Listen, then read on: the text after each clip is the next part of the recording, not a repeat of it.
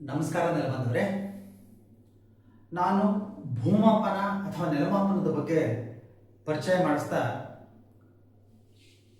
ಸರಪಳಿ ಮೋಜಿನಿ ಬಗ್ಗೆ ತಿಳಿಸ್ತಾ ಇದ್ದೆ. ಇವತ್ತಿನ ದಿವಸ ನಾನು ಸೆಂಟ್ ಅಂದರೆ CENT ಅಂದರೆ ಏನು ಅನ್ನೋದ್ರ ಬಗ್ಗೆ ತಿಳಿಸ್ಕೊಡ್ತೀನಿ. ತಮಗೆಲ್ಲ ತಿಳಿದಿರೋ ಹಾಗೆ ಬ್ರಿಟಿಷರ ಕಾಲದಲ್ಲಿ ಮೂಲ ಭೂಮಾಪನ ಕೆಲಸವನ್ನು ಕೈಗೊಳ್ಳಲಾಯಿತು.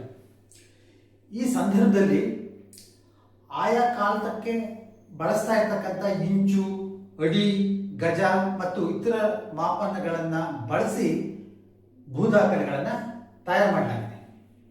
ಅದೇ ರೀತಿ ಈ ಸೆಂಟ್ ಅನ್ನೋದು ಕೂಡ ಒಂದು ಮಾಪನದಲ್ಲಿರ್ತಕ್ಕಂಥ ವಿಧವಾಗಿದೆ.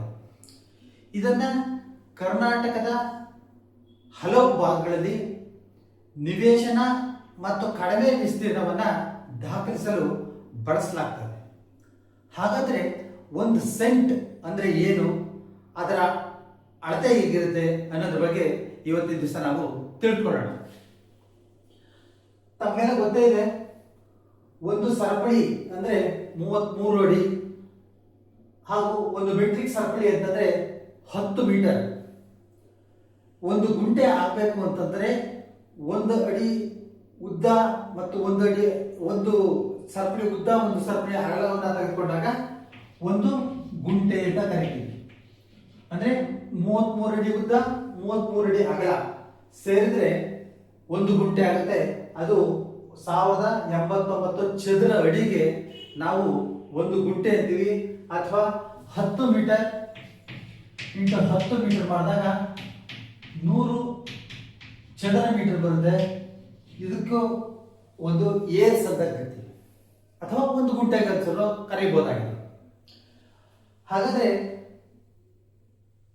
1 ಎಕರೆಗೆ 40 ಗುಂಟೆ, 40 ಗುಣಾಕಾರ 1089 ಮಾಡಿದಾಗ 43,560 ಚದರ ಅಡಿ. ಅಂದ್ರೆ 1 ಎಕರೆಗೆ 43,560 ಚದರ ಅಡಿ ಬರುತ್ತೆ. ಒಂದು ಸೆಂಟ್ ಅಂದರೆ 100ನೇ 1 ಭಾಗದ ಎಕರೆಗೆ ಒಂದು ಸೆಂಟ್ ಅಂತ ಕರೀತಾರೆ. ಅಂದ್ರೆ 100th ಆಫ್ ಎಕರೆಗೆ ಒಂದು ಸೆಂಟ್ ಅಂತ ಕರೀತಾರೆ.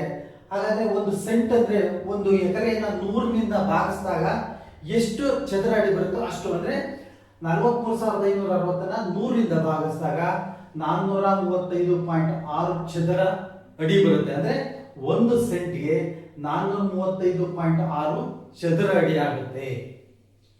ತಮಗೆಲ್ಲ ಗೊತ್ತಿದೆ, 1 ಮೀಟರ್ಗೆ 3.2804 ಅಡಿಗಳಾಗುತ್ತೆ. ಸಾಮಾನ್ಯವಾಗಿ ನಾವು ಇದನ್ನ 3.28 ಅಂತೀವಿ. ಸೊ ಹಾಗಾದ್ರೆ ಒಂದು ಚದರ ಮೀಟರ್ಗೆ 10.764 ಚದರ ಅಡಿ ಆಗುತ್ತೆ. ಒಂದು square metre is equal to 10.764 square metres ಆಗುತ್ತೆ, ಸ್ಕ್ವೇರ್ ಫೀಟ್ಸ್ ಆಗುತ್ತೆ. ಹಾಗಾದ್ರೆ ಈ ನಮಗೆ